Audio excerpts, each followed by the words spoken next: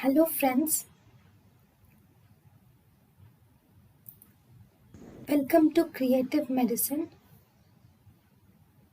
In this lecture, we will learn about 18-year-old student complains of lack of interest in studies for last 6 months. He has frequent quarrels with his parents and has frequent headaches. The most appropriate clinical approach is okay. Here this is a adolescent. There is lack of interest in studies for the last 6 months and he frequently quarrels with his parents.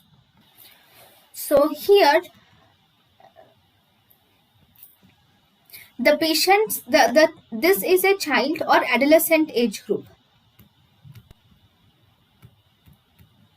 Okay, and he has lack of interest in studies.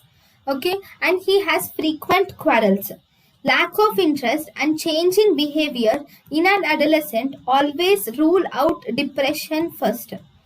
Okay, so in order to rule out depression first is important.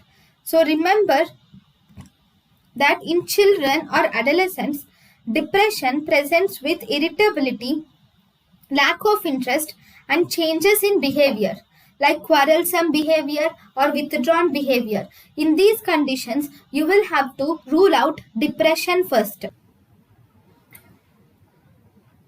Thank you and thank you for watching.